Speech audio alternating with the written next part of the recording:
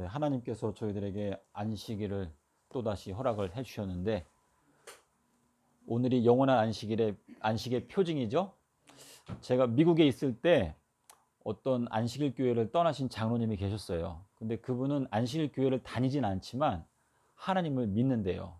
그러면서 저한테 이제 여러 가지로 신앙적으로 저한테 이제 도전적인 말씀을 하셨는데 성경에는 안식일날 성회로 모이라고 명령하신 곳이 없다고 저한테 주장을 하셨어요. 자, 안식일날 성회로 모이라는 말씀이 있나요? 성경에? 있지요. 예, 있죠. 어디에 있어요? 사복음서에 다 있잖아. 사복음서에, 있겠죠. 레위기서에. 예, 우리 네 번째 계명 자체에는 성회로 모이라는 말씀은 없죠. 그렇죠? 너희가 안식일날 저기 예수님께서 맨날 성에 가서 자기 규례를 따라, 예, 그랬죠. 예, 예. 그래서 그 장로님이 안식일 교회에서 이렇게 좀 지내시다가 좀 마음에 상처를 입으셔가지고 교회를 안 다니시게 됐는데 마음 가운데 교회 안 가는 걸 정당화하기 위해서 성경을 살펴봤나 봐요. 근데 성회로 모이라고 명령하신 것은 없다고 저한테 이렇게 말씀하셨는데 사실은 있어요. 그렇죠? 레위기 23장 3절에 가면 엿새 동안에는 너희가 모든 일을 하지만 일곱 번째 날에는 너희가 거룩한 모임으로 모여라 이렇게 말씀을 하셨거든요. 근데 이 거룩한 모임이라고 하는 것은 실제로는 이 천년기 동안에 진행되는 무엇이에요? 천년기 심판 기간 동안에 우리가 모이는 그것을 의미하는 차원에서 말씀을 하신 것이죠. 그래서 오늘 저희가 영원한 안식의 표징으로 주신 이 안식일에 함께 모였는데 이 영원한 언약의 표징 세 가지를 한번 기억나시면 말씀해 보시겠어요? 영원한 언약의 표로 주신 것이 세 가지가 있어요. 하나는 창세기 9장 13절에 보면 뭐라고 말했죠? 내가 구름 속에 무엇을 두었다? 예, 무지개를 두었는데 이 무지개라고 하는 것은 영원한 언약의 무엇이다? 영원한 언약의 표징이다라고 말씀하셨어요. 자, 그런데 우리가 오늘날 무지개가 무엇을 의미하는지 알게 되었죠. 그러니까 무슨 뜻이에요? 우리가 지금 영원한 언약에 가까이 왔다는 뜻이에요. 자, 이 활이라고 하는 것과 무지개가 원어가 같다고 말씀을 드렸어요. 그래서 우리가 계시록 6장에 가면 흰말 탄 자의 손에 무엇이 들려있다고 말했죠? 예, 활이 들려있다라고 말했어요. 이 활이라고 하는 것은 무엇을 쏘는 도구예요? 화살을 쏘는 도구죠. 그렇죠? 화살. 자, 근데 화살은 무엇이라고 우리가 배웠나요? 화살? 네. 화살은 다니엘서 9장 27절에 나오는 절반이라고 하는 그 단어가 화살이에요. 화살. 그래서 이 화살이 간을 뚫게 되어서 죽임을 당하는 소년이 어떤 소년이었죠? 잠언 7장에 23절에 가면 거기 뭐가 나오죠? 어떤 소년이 음녀에게 빨려 들어가 가지고 죽임을 당하는 장면이 나오는데 거기에 보면 잠언 7장 23절에 화살이 그 소년의 무엇을 뚫게 된다? 간을 뚫게 된다라고 말했는데 그 화살이 다니엘서에 두 번 나와요. 어디에 나오죠? 9장 27절에 일주일의 가운데라고 하는 그 가운데가 화살이고요. 그리고 12장 7절에 가면 한 때와 두 때와 절반. 그 절반이라고 하는 그 단어가 예, 그게 화살이거든요. 그래서 지금 예. 그래서 이 화살이라고 하는 것은 무지개 또는 활에서 쏘는 것인데 주님께서 이 활을 갖다가 구름 속에 감추어 두었다라고 말씀하셨어요. 자, 그럼 구름 속에 감추어 줬다 그러면 우리가 구름을 쳐다보는데 구름 속에 감춰둔 무지개를 발견하려면 우리가 구름 속으로 들어가야 돼요. 그렇죠? 근데 이 구름 속으로 들어가려면 구름 속에서 나오는 소리를 우리가 잘 들어야 되거든요. 그래서 이제 아버지께서 우리들을 누구한테 인도하기 위해서 노력하고 계시죠? 아버지께서? 아버지는 우리들을 아들께로 인도하려고 노력하세요. 그래서 요한복음 6장 65절에 보시면 아버지께서 이끌어주지 아니하시면 어느 누구도 내게로 올 수 없다 이렇게 말씀을 하셨잖아요.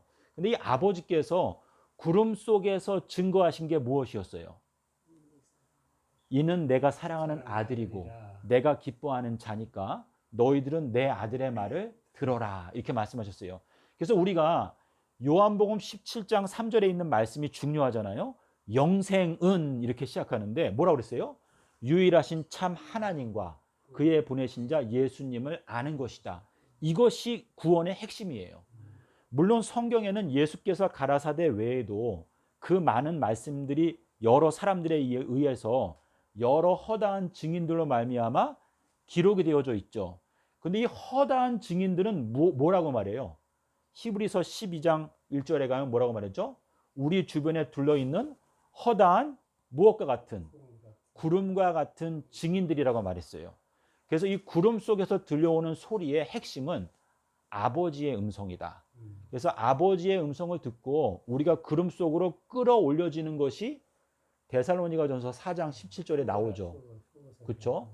그래서 우리가 구름 속으로 끌어올려져서 공중에서 주님을 영접한다 라고 하는 이 말씀을 우리가 과거에 어린아이와 같은 신앙을 갖고 있을 때는 재림할 때 우리가 구름 속으로 끌어올려 가나 보다 이렇게 생각을 해왔지만 지금 무지개와 함께 말씀하시는 이 내용을 보게 되면 무지개는 어디를 두르고 있다고 말했죠? 하나님의 보좌를 두르고 있다.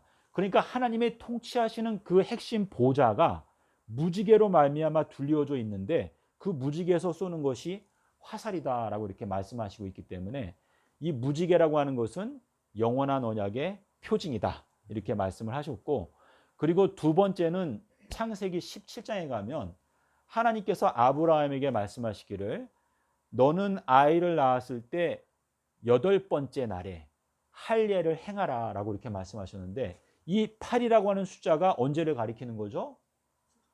8번째 천년기를 가리키는 것이죠. 그렇죠?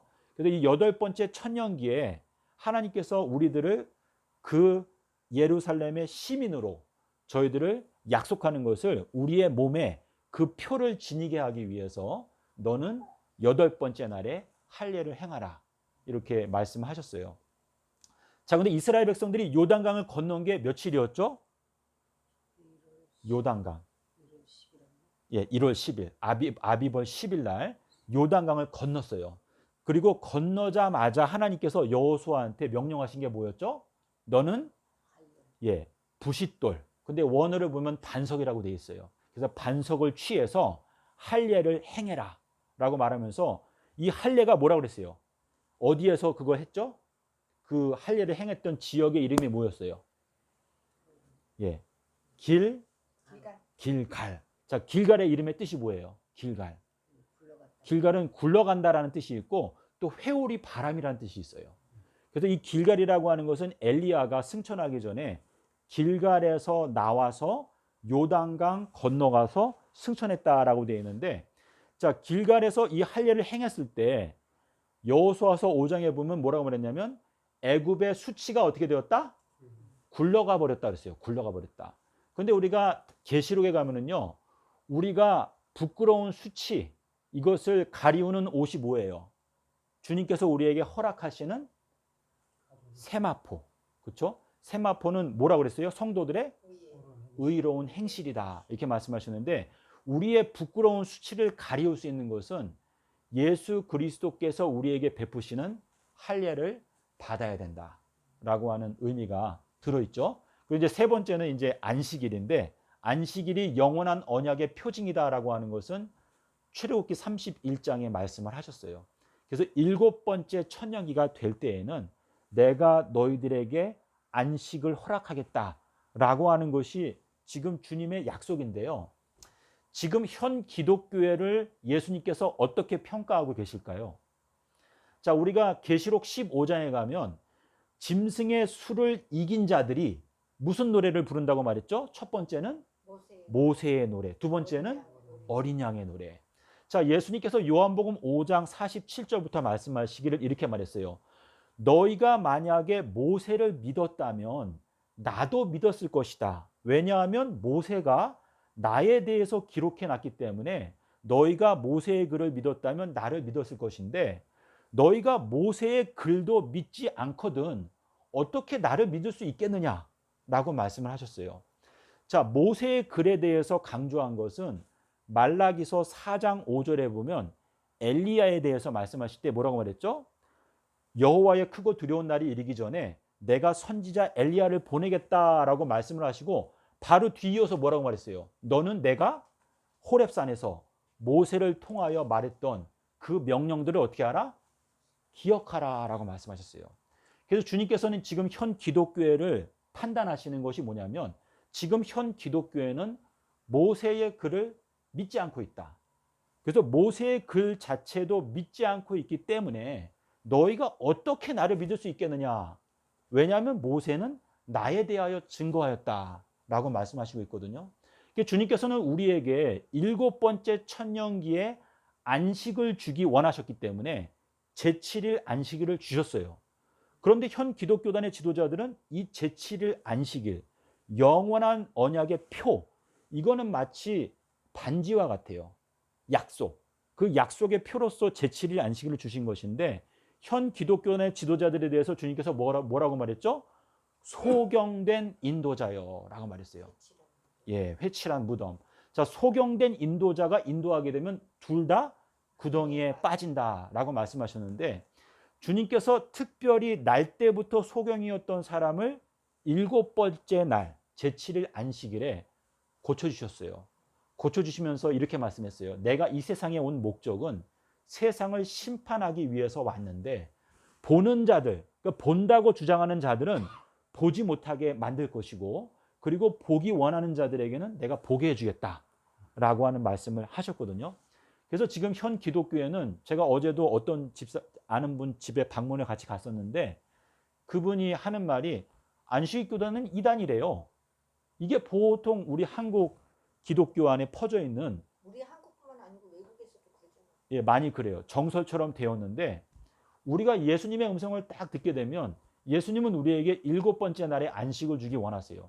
그런데 지금 현 기독교단은 일요일 날 안식일에 관한 찬미를 부르고 있죠.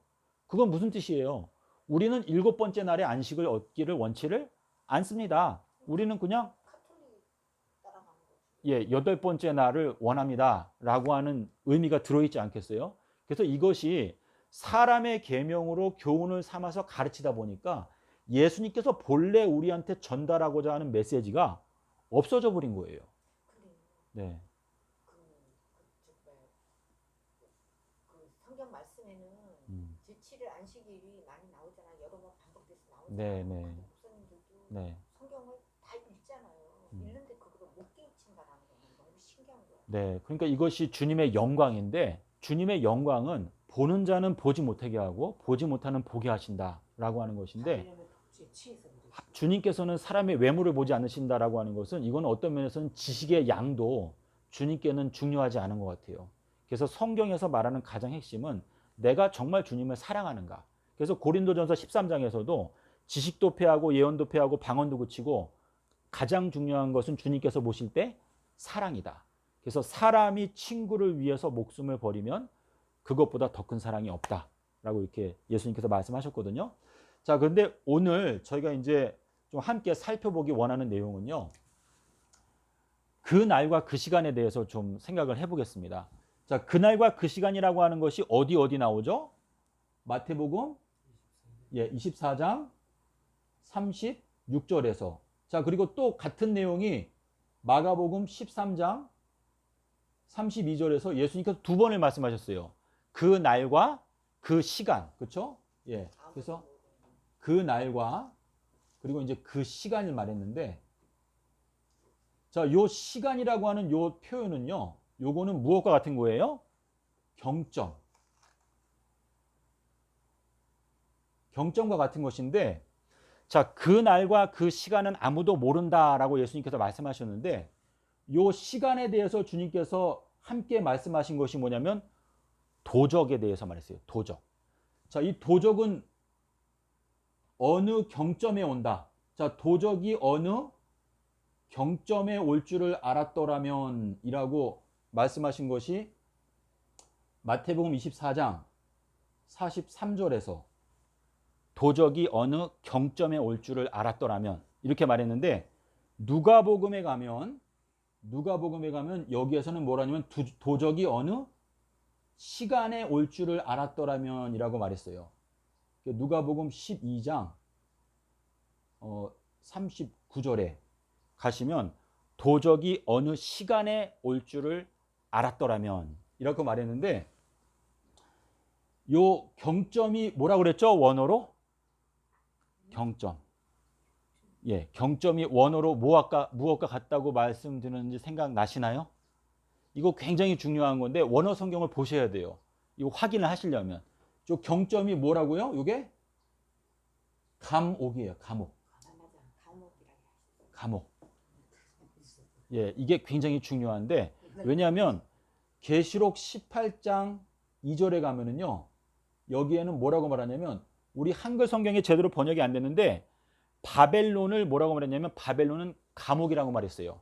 각종 더러운 영들이 모이는 감옥이다라고 말했어요. 감옥. 그래서 여기에는 바벨론이 바로 감옥이다 라고 말했거든요. 자, 그런데 베드로가 감옥을 탈출할 때 장면이 어디에 나와요? 사도행전 12장 7절부터 보게 되면 베드로가 감옥을 탈출할 때 뭐라고 말했어요? 첫 번째 감옥을 탈출하고 그 다음에 두 번째 감옥을 탈출한 다음에는 세 번째는 도성으로 연결되는 무엇이 있다? 철문이 있다. 그리고 그 철문을 통과하고 나니까 예루살렘 성에 도착했죠. 이것이 뭐냐면 1경, 2경, 3경, 4경을 말하는 것인데 지금 요 도적에 대해서 베드로는 뭐라고 말했어요? 베드로는 주의 날이 어떻게 온다? 예, 주의 날이 도적과 같이 온다. 그래서 베드로가 말하는 건 뭐냐면요. 그 날이 도적과 같이 온다고 말했어요. 그 날이. 그렇죠? 자, 근데 우리가 어디를 보냐면 마태복음 7장에 가 보실까요?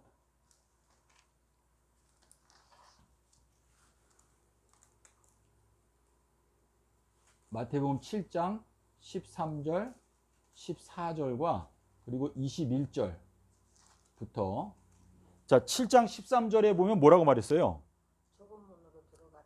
멸망으로 인도하는 문은 크고 그 길이 넓고 그리로 들어가는 자가 많고 생명으로 인도하는 문은 좁고 길이 협착하여 찾는 자가 적음이라. 네. 자, 여기 보면 좁은 문으로 어떻게 하라고 그랬어요? 들어가라. 자, 여기 들어간다는 표현이 나오죠. 들어가라. 그렇죠? 들어가라. 자, 그 밑에 내려가게 되면은요. 21절 한번 읽어보실래요? 21절. 나더러 주여 주여 하는 자마다 다 천국 들어갈 것이 아니요 다만 하늘에 계신데 아버지의 뜻대로 행하는 자들은 자라야 들어가리라. 예, 들어간다. 여기에도 들어간다가 나오죠. 그렇죠? 자, 여기 좁은 문으로 들어가라라고 말했는데 이 좁은 문이 언제 열려요? 좁은 문이. 자, 좁은 문, 또 협착한 길 이렇게 나오는데 좁다라고 하는 헬라어 단어가 뭐라고 그랬어요? 좁다? 좁다는 일어선다라고 하는 단어예요. 일어선다. 그러니까 일어서는 건 무엇이라고 배웠죠? 우리가 다니엘서 10장에서 뭐라고 말했죠? 깨닫고 일어서라라고 말했기 때문에 일어서는 것은 계시록에 보면 구원받는 자들은 다 일어서요. 시온산에 어린 양과 함께 서 있다. 두 증인도 주님 앞에 서 있다. 셀 수 없이 많은 흰무리가 어디에 서 있다? 보좌 앞에 서 있다. 근데 주님을 미워하는 자들은 어떻게 돼요? 땅에 엎드러진다고 그랬어요. 광야에서 엎드러진다. 그러니까 주님께서 미워하시는 자들은 엎드러져서 먼지가 되고 주님께서 인정하시는 자들은 일어서서 주님을 모신다라고 하는 뜻인데 자, 지금 좁다라고 하는 것은 일어선다라고 하는 단어가 들어있고 협착한 거 뭐예요? 협착한 길. 예, 협착이라고 하는 그 단어는요. 환란에서 왔어요. 환란. 사도행전 7장 11절에 보면 큰 환란이 나오거든요. 그 7년 동안의 큰 환란이 나와요. 사도행전 7장 11절에. 근데 그 환란이라고 하는 단어하고 협착이라고 하는 단어가 같아요. 그러니까 우리가 뭐냐면 우리들은 먼저 좁은 문으로 들어가야 돼요. 그리고 나서 협착한 길을 가게 돼 있어요. 자, 그런데 여기 들어간다라고 말했죠. 근데 여기에 가니까 천국에 들어간다라고 말했어요. 그렇죠? 근데 우리가 지금 보려고 하는 구절이 뭐냐면 22절이에요. 자, 여기 22절에 보면 이렇게 돼 있어요. 그 날에라고 돼 있어요. 그 날에. 그날에 많은 사람이 나더러 이르되 주여 우리가 주의 이름으로 선지자 노릇하고 주의 이름으로 귀신을 쫓아내고 주의 이름으로 많은 권능을 행치 아니하였나이까 하리니 그때에 내가 그들에게 말하되 나는 너희를 모른다라고 말했어요. 자, 그럼 여기에 말씀하시는 이 그날에가 언제를 가리킬까요? 그날에. 방주문이 닫히는 날. 네. 그것이 지금 저희가 좀 깨달아야 되는 핵심 내용인데 지금 여기에서 주님께서 내가 너희를 모른다라고 하는 말씀을 신약 성경에서 3번 말씀하셨어요. 근데 지금 여기에 보니까 그 날에라고 21절에서 말했죠. 22절에서. 그리고 23절에 가니까 뭐라 그랬어요? 그때에. 여기는 그때라고 그랬어요. 그때에. 그래서 22절에서 말씀하시는 그 날. 그리고 23절에서 말씀하시는 그때. 근데 요때 뭐라고 말씀하셨어요? 내가 너희를 알지 못한다 라고 말씀하셨죠. 근데 그 알지 못한다라고 하는 그 말씀하신 시점, 요것을 우리가 좀 발견하려고 하는 것인데, 요 내용이 어디에 나오는가 하면 마태복음 25장 12절에 가면 여기 누구 얘기가 나와요? 지혜로운 처녀 5과 미련한 처녀 5이 나오는데, 언제 보라 신랑이로다 맞으러 나오라가 외쳐졌죠? 언제? 밤중에. 자, 밤중은 몇 경이에요? 밤중. 밤중은 2경이죠. 그렇죠? 이게 2경인데, 자, 우리 사사기서 7장 19절에 가면 뭐가 나오죠? 여기에 기드온이라고 하는 사람이, 기드온의 이름의 뜻이 뭐예요? 찍어버린다. 예, 도끼의 이 뜻을 갖고 있는데 찍어버린다. 근데 기드온이 몇 시에? 밤 2경 초라고 그래서 2경 초에. 자, 2경 초는 언제를 가리켜요? 그러니까 밤중을 말하는 것인데, 밤중. 요때 사사기서 7장 19절 20절에 보면은 보초를 교대하는 시간이라고 말했어요. 보초 교대. 그렇네요. 그렇죠? 예. 그래서 예. 그래서 요 보초 교대하는 시간이다라고 하는 표현이 기록된 목적이 무엇이라고 생각되세요? 주님께서 이 마지막 때 보초를 엘리야도 보초로 세우셨고 또 두 선지자도 보초로 세우셨는데, 이 보초가 교대되는 시간은 2023년도를 가리켜요. 왜냐하면 계시록 12장에 보게 되면 뭐라 그랬어요? 두 증인이 1260일 동안 예언한다. 근데 그것이 2023년도에 시작되기 때문에 지금 요 2경 초에 보초를 교대하는 시간에 기드온이 어떻게 했어요? 항아리 속에 있는 그거를 꺼내가지고 항아리를 깨뜨리고 막 큰 소리로 외쳤죠. 근데 그 횃불이라고 하는 것이 이제 번개의 뜻을 갖고 있어요. 그래서 지금 여기 마태복음 25장 12절에 보면은 밤중에 보라 신랑이로다 맞으러 나오라라고 외칠 때에는 이미 뭐가 결정이 끝난 거예요. 지혜로운 처녀와 미련한 처녀 사이에 구분이 결정이 된 것이죠. 자, 이 10처녀는 다 누구를 말해요? 이방인들을 말하는 게 아니죠. 왜냐하면 손에 뭐가 있어요? 등불이 있다고 그랬어요. 등불. 그래서 시편 119편 10절에 뭐라고 말했죠? 주의 말씀은 내 발의 등이다.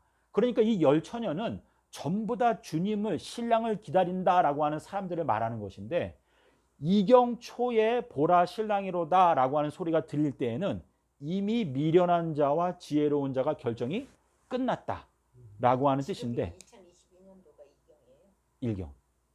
예. 내년도가 2경이에요. 예. 그래서 지금 여기에 보게 되면 뭐라고 했죠? 예수님께서 뭐라고 말했죠? 문을 두드리니까 뭐라 했어요? 내가 너희를 도무지 알지 못한다 라고 하는 말씀을 하셨는데, 그 말씀이 여기 마태복음 7장에서도 뭐라 했어요?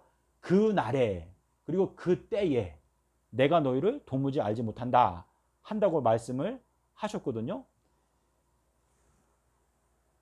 자, 그리고 또 한 구절이 어디에 나오냐면 누가복음 13장 25절에, 누가복음 13장 25절에, 근데 여기 24절부터 보셔야 되는데, 제자들이 예수님께 뭐라고 물어봤어요? 뭐가 궁금했어요? 구원 얻는 자가 많습니까? 적습니까? 라고 물어봤어요. 그러니까 예수님께서 뭐라고 말했어요? 너희가 좁은 문으로 들어가기를 위해서 노력해라. 많은 사람들이 좁은 문을 찾기는 하지만 발견하지 못할 것이다. 찾기를 원하지만 발견하지 못할 것이다 라고 이렇게 말씀하시면서, 여기 25절에서 뭐라고 말했죠? 집 주인이 한번 일어난다는 건 뭐예요? 깨닫는다. 그렇죠? 자, 요게 여기 일어난다라고 하는 게 있는 이유는 열왕기상 17장 1절에 뭐가 나오죠? 여기 엘리야가, 여기 원어에 보면 이렇게 되어 있어요. 엘리야가 일어서서 가로되 앞으로 비가 오지 아니할 것이다 라고 말했어요. 그러니까 이 내용이 여기 기록된 이유는 뭐냐면, 엘리야가 무엇인가를 깨닫고 비가 오지 않는다라고 예언을 한 거예요. 그래서 여기에도 보면 집주인이 일어나서 한번 문을 닫게 되면 그때에 너희가 문 바깥에서 문을 두드리며 문을 열어주소서 할 것이지만 그때 뭐라고 대답한다고 그랬어요? 내가 너희를 도무지 알지 못한다 라고 말을 하게 되면 너희들은 그 바깥에서 어떻게 할 것이다? 울며 이를 갈 것이다. 그래서 울며 이를 간다라고 하는 게 몇 년을 말해요? 7년. 7년을 말하는 거예요. 그래서 이 7년에 대한 이야기가 마태복음 13장에 가면은요. 마태복음 13장 39절부터 42절에 있는 내용을 보게 되면 악인들의 경우에는 7년 동안에 슬피 울며 이를 갈아요. 하지만 의인들의 경우에는 어떻다고 그랬어요? 여기 42절에 가면 의인들은 하나님의 나라에 있는 햇빛처럼 빛나게 될 것이다 라고 말했어요. 그러니까 지금 저희가 일경에 있잖아요. 그 일경에 있는 동안에 우리가 지혜로운 다섯 처녀가 되면 저희들은 사실상 하나님께서 보실 때에는 저희들은 다 졸며 자고 있는 것과 같아요. 저희들은 이 복음의 중요성에 대해서 마땅히 인식해야 할 만큼 인식하지 못하고 있는데 이경이 되었을 때 보라 신랑이로다 맞으러 나오라. 그때에 기름을 준비한 사람들은 이제 그것을 깨닫고 신랑과 함께 어디에 들어간다? 혼인에 들어간다 그랬어요. 혼인에 들어간다. 그건 뭐냐면 주님과 우리가 영원히 함께 사는 예식에 들어간다 라고 하는 의미가 되는 것이죠. 그래서 우리가 이 그날이라고 하는 것이 베드로도 베드로서 3장 10절에서 뭐라고 말했죠? 주의 날이 도적과 같이 온다라고 말했어요. 그래서 우리 기독교인들에게 있어서 그날은 언제인 거예요? 그날은 장로님께서 아까 말씀하실 때 방주에 들어가던 그날, 그게 이제 2022년도가 우리가 방주에 들어갈 수 있는 기회이고 요 기간이 끝나게 되면 방주의 문이 닫힌다. 그러니까 2023년도 3월 달이 되면 방주의 문이 닫힌다라고 하는 의미이기 때문에 지금 이 주의 날, 우리 기독교인들에게 있어서 주의 날은 2023년도 초가 되는 거예요. 예. 그래서 주님께서 말씀하시는 요 그날 또 그때. 자, 근데 제가 요거를 좀 여러분께 약간 어려운 수도 있긴 있는데 요거 좀 말씀을 드릴게요. 누가복음 4장에 보면 예수님께서 안식일에 어디에 가셨죠? 회당에 가셨죠. 회당에 가셔서 뭘 읽었어요? 이사야서? 예. 이사야서 61장인가요? 60장인가요? 예, 이사야서 61장인 것 같은데 저도 좀 헷갈리네요. 읽으셨는데 거기 안식일이 어떻게 되어 있냐면 사바톤이라고 하는 단어가 있어요. 사바톤. 자, 여기 요 앞에 뭐가 있냐면요. 그 날이 있어요. 그 날. 자, 이게 왜 중요한가 하면 누가복음 4장 16절에 나타나 있는 안식일은 토요일 안식일이에요. 토요일 안식일. 자, 요거는 뭐라고 그랬어요? 요거는 일주일을 뜻해요. 일주일. 제가 요 문제를 박진아 목사님이랑 제가 미국에 있을 때 카톡으로 한 3시간 동안 토론을 할 때 이 얘기를 했거든요. 누가복음 4장 16절 18절에 나오는 요 안식일은 일주일 중에서 그 날이에요. 일주일 중에서 그 날. 그러니까 요거를 우리가 번역을 안식일이라고 번역했는데 7이라고 하는 숫자에서 그 날은요 7번째 날이에요. 그러니까 주님께서 말씀하시는 그 날에라고 하는 것은 7번째 천년기를 의미해요. 7번째 천년기. 그리고 우리가 지금 7번째 날에 들어와 있죠. 그리고 또 7번째 안식년도 뜻해요. 제가 말씀드린 게 이해가 되시나요? 누가복음 23장 56절에 계명을 조차 안식일에 쉬더라. 그것은 요 사바톤이 이렇게 생겼어요. 요게 오가 있어요. 오. 요 오. 요거는 단모음인데 요거는 사바톤, 요거는 단수예요. 단수. 근데 요거는 복수예요. 복수. 그래서 요건 일주일이라고 하는 뜻인데 일주일 중에서 그날에 예수님께서 회당에 가셔서 이사야서의 글을 읽으셨다. 근데 이사야서의 글을 읽으실 때 뭐라고 말했죠? 내가 가난한 자에게, 압제당하는 자에게 무엇을 주러 왔다?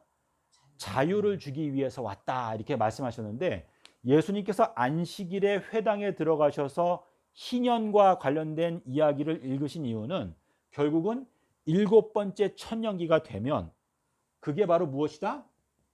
그날이다. 그날.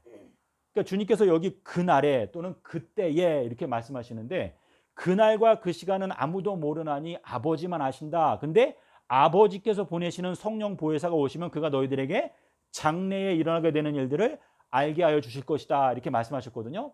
그래서 주님께서 말씀하시는 이 그날이라고 하는 것은 7번째 날을 말해요. 예. 그래서 지금 누가복음 4장 16절 이것을 박진아 목사님도 보시면 어느 정도 깨달을 수가 있는데 누가복음 4장에 나오는 이 안식일을 기록할 때 일주일 중에서 그날이라고 말했어요. 안식일을 그렇게 표현했어요. 그래서 안식일이 바로 그날이라는 거예요. 그날. 7천년 중에서 7번째 천년기가 바로 그날이다라고 하는 뜻인데 주님께서 이것을 중복적으로 예언을 하시다 보니까 7번째 날도 그날이고 7번째 천년기도 그날이고 또 역시 뭐예요?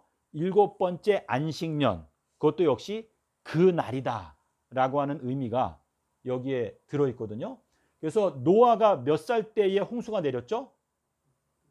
노아가 600세 되던 해에 무엇이 열렸어요? 하늘이 열리고 또 깊은 샘도 열렸다라고 말했는데 하늘이 열리면은 진리의 말씀이 쏟아진다는 뜻이죠. 또 깊은 샘이 열려도 그것도 역시 진리의 말씀이 솟아난다라고 하는 뜻인데 주님께서는 진리의 말씀으로 이 세상을 심판하신다라고 하는 것을 말씀하시기 위해서 계시록 15장에서 뭐라고 말했죠? 불이 섞여 있는 수정과 같이 맑은 유리 바다 위에 서 있다. 그것이 뭐예요? 하나님의 지혜의 바다이다 라고 하는 뜻이거든요. 근데 그 지혜의 바다가 계시록 20장에 가면 뭐라고 그랬어요? 거기에는 불못, 불바다 이렇게 말했거든요. 그러니까 주님의 지혜를 깨닫게 되는 자들은 그 불못 위를 걸어 다니지만 그렇지 않으면 거기에 빠져서 죽는다라는 것을 보여주기 위해서 베드로가 사실 두 가지 다 경험했잖아요. 만일 주님이면 저한테 오게 해주십시오. 걸어가다가 의심하니까 빠졌어요. 그러니까 우리가 주님을 믿게 되면은 불못 위를 걸어 다닐 수가 있지만 그렇지 않으면 빠지게 된다라고 하는 뜻인데 주님께서 마태복음 10장 6절에서 말씀하시기를 너희들은 이방인의 길로 가지 말라라고 하는 말씀을 왜 하셨을까요? 우리들은 예수님을 믿는 사람들이기 때문에 이방인들보다 먼저 심판을 받기 때문에 이방인들에게 해당되는 예언을 믿고 그 길로 가게 되면 너희들은 멸망당할 수 있으니까 이방인의 길로 가지 말고 어떻게 알아? 이스라엘. 예, 우리들은 믿는 자. 그래서 믿는 자를 먼저 심판하신다라는 얘기가 어디 나와요? 베드로전서 4장 17절에 나오죠. 그렇죠? 하나님의 집에서 심판을 시작할 때에 먼저 우리 믿는 자들을 심판하시고 그 다음에는 불순종하는 자들을 심판하신다라고 하는 내용이 로마서 2장 9절과 10절에도 나와요. 10절에도 나오고 그리고 1장 16절에도 나오거든요. 근데 에스겔서 9장 6절에 똑같이 그 내용이 나오죠. 그렇죠? 그래서 하나님께서는 이 세상을 심판하시는데 먼저 믿는 자들을 심판하신다. 그 내용이 어디에 나와요? 계시록 11장에서 성전 안에서 예배드리는 자들을 청량하라. 자, 성전 안이라고 하는 표현이 어디에 나와요?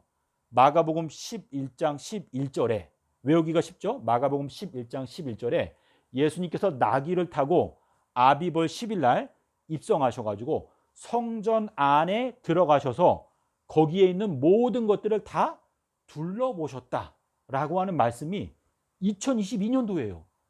이거는 너무나 엄청난 말씀이고 이 말씀이 정말 진실로 맞는데 이것을 우리가 정말 믿는다면 나의 사랑하는 가족, 형제, 또 믿음의 주님의 자녀들에게 이 경고를 전해주어서 올해 주님께서 우리들을 방문하신다. 지금은 사실 이방인들에 대해서 염려할 때는 아니에요. 물론 이방인들을 우리가 구원하기 원하는 마음이 있죠. 근데 주님께서는 너희들은 이방인에게 전도하러 가지 말고 믿는 자들에게 가라. 예수님께서 부활하신다면 그때는 이방인에게 가라고 말씀하셨거든요. 그래서 우리가 지금 이 그날에 대해서 우리가 생각했는데요. 그 날과 그 시간은 이방인들에게 해당되는 그날과 그 시간이 있고 우리에게 해당되는 그날과 그 시간이 있는데 우리에게는 언제라는 뜻이에요? 2022년도. 그래서 2022년도를 요한복음 7장 37절에서 뭐라고 말했죠? 명절, 마지막 날, 곧 큰 날. 그러니까 예수님께서 말라기서 4장 5절에서 여호와의 큰 날 이렇게 말했잖아요. 근데 그 큰 날에 대해서 요한복음에 2번 나오죠.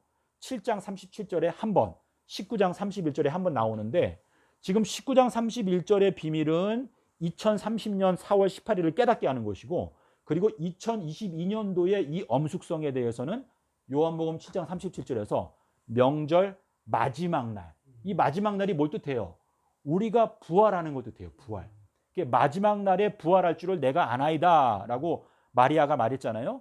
그래서 이 2022년도에는 우리가 주님의 음성을 듣고 구름 속으로 끌어올려져서 구름 속에 있는 무지개도 발견하고 또 보좌도 발견할 수 있는 놀라운 해거든요. 그래서 우리가 그것을 발견하는 장면이 어디에 나와요? 계시록 4장에 나오죠. 올라오라 하니까 뭐가 보였어요? 하늘에 열린 문이 있는데 그 가운데 뭐가 보였다고 그랬어요? 보좌를 보았다라고 말했는데 그 보좌가 뭐예요? 보름달. 예, 그래서 캐세가 뭐예요? 캐세.